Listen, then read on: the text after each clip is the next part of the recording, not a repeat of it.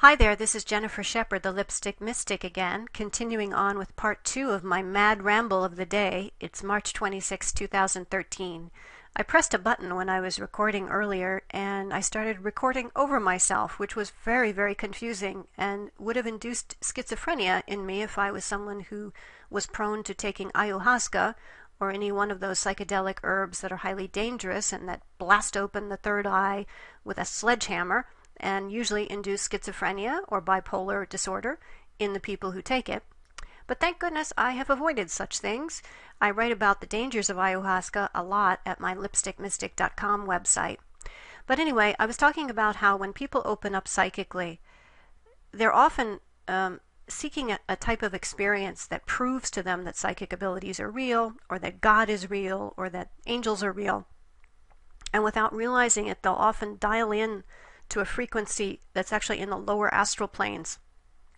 And this is sort of the realm of like lower magic, where you're dialing up an entity to grant your wishes, or out of fear or desperation, you're calling on anybody who will listen to help you.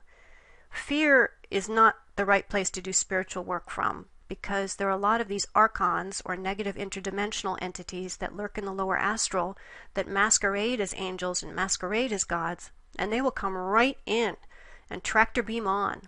And sometimes they'll be able to penetrate and actually speak to you, and you'll hear voices, or you'll have bad dreams, and you'll have bad images come into your head. It's a very scary part of the psychic awakening process, and it's a part of the process that nobody fucking talks about. I have never known any teacher who talks about that part of this journey. Only I've ever heard is people who say it's all love and light, and it's all bliss, and there is no such thing as evil. And I want to take a ball bat and bash him in the fucking head. And I say this out of righteous anger, because when I was a young woman and I opened up to a world of love and light, and I saw how wonderful it is that the entire universe is connected by this fabric of love and intelligence and expansion, and yet we are also individual beings that choose to create and choose our own identity and choose to expand. This was a very blissful experience for me. But it also kind of kept me from watching my back. And when negative entities or abusive people came into my life, I was so busy projecting love and being unconditionally loving and forgiving that it took me years sometimes to realize that I had actually set myself up for a great deal of trouble and was very damaged by some of the relationships and the spiritual influences that I took on at that time. So you have to be very, very careful. You have to have psychic street smarts. I have made it my life's purpose from this point forward, through my writing, through my teaching, through my audios, through my books, through everything that I'm doing out there as a public figure. And I've branded under the name Lipstick Mystic, which is a trademark I reserved several years ago, because one day I was asking myself, how the hell do you describe what I talk about with people? I mean, it's not really paranormal, it's not really conspiracy theory, it's not really just holistic health, it's not just psychic development, it's not just self-improvement. And I realized I needed a superhero name, and the name Lipstick Mystic came to me, because I always believe in poking fun at yourself and having a lighthearted way of doing things, even in the midst of discussing very serious topics. Because when you don't have the ability to laugh and to lighten up, you get people kind of in this fear mode, and that's very popular with a lot of metaphysical teachers or a lot of conspiracy advocates out there that have done a great job in their own way exposing terrible things. But you'll notice they're not very solution-based.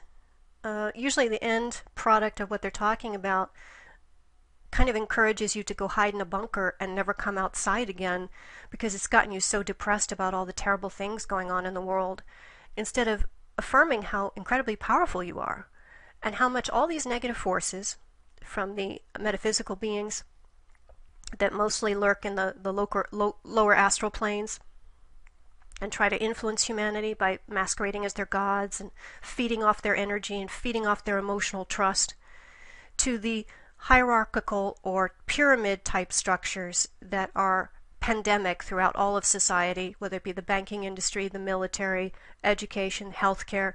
We have all these, religion, anything where there's a big guy at the top, like the Pope or the President, and everybody beneath him does not have that power and has no decision-making authority and often doesn't know what the person at the top is doing. What happens is that person at the top is automatically controlled by these archons or these negative interdimensional beings. The person might even start out with good intentions, to try to do good and to try to serve the people beneath him or her. But the problem is the nature of a pyramidic structure is very ancient.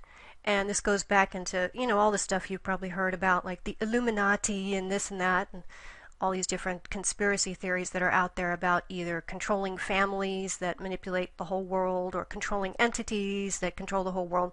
It's really both. People who step into a hierarchical role where they are no longer obligated to share with the lowest man in that organization what's really going on at the top. And the people at the bottom only find out stuff on a need-to-know basis, like your average foot soldier in the military who may not know why he's been sent to Iraq. And then it turns out that Cheney just needed some money for Halliburton for the reconstruction of Iraq. And within just a few months in Iraq, there were over 1 million civilian casualties. And to this day, that same number, 1 million casualties, is what's bandied about.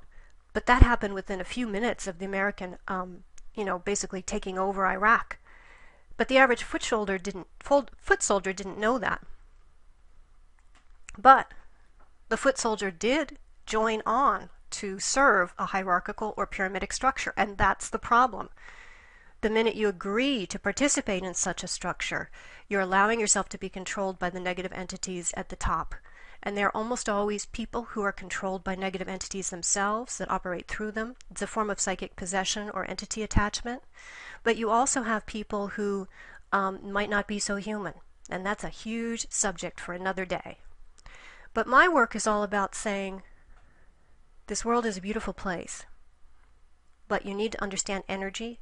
You need to get adept at handling energy, discerning between different types of energy, manipulating energy, learning how to use it to protect yourself and also to create and to be expansive and to take ownership of your life and to start maneuvering in a very bold and passionate way along a wonderful timeline, a wonderful probability that you are creating every day through your intentions and your actions and your beliefs and your emotions. That's what my work is all about. It covers a lot of ground. My work will be covering things like relationships and how to heal from negative financial conditioning and how to look at physical health issues. And it'll also talk about psychic experiences, how to safely open up your psychic abilities and access your spiritual nature while also understanding the bad stuff that will try to come in and throw you off course. Because you've already dealt with it, you just didn't know what it was, and I can help you identify these things. So if these topics resonate with you, I really encourage you to check out my website, lipstickmystic.com, where I post blog articles every day talking about a wide range of metaphysical topics, including many questions that people send to me. You could also check out my Facebook page, which is facebook.com/lipstickmystic, and post comments in the comments section, any questions that you'd like me to answer in a future article, and I'll try to do so at my site. And also, I am aggressively and shamelessly promoting my new book, which I worked on for 9 months full-time, and I'm continuing to work on full-time to try to promote. It's called The Lipstick Mystic's Guide to Time Traveling, Healing the Time Body, and Finding the Best Possible Timeline While Others Do the Apocalypso Dance. And it's basically you and me sitting down with cocktails, and I'm going to bitch and rant and complain, and also teach and inspire, and maybe make you laugh on the whole subject of how to seize your spiritual power and come back into your spiritual sovereignty, partly by identifying all the influences in your life and in society and in religion that have conditioned you to believe that you're weak or that you're destined for an apocalypse event or end times or earth changes or some disastrous thing, or that your only hope is to ascend in your light body and escape to a higher plane. News flash, that's fucking suicide. You need to divorce yourself from any such notion that the only way out of this life is through death. No, this is a life meant to be lived with consciousness, awareness, with joy, and with passion. And if you resonate with these ideas, I hope very much that I can be of inspiration and help to you along the way. Thanks very much for listening. I hope to talk to you again soon. This has been Jennifer Shepard, the Lipstick Mystic. Thank you.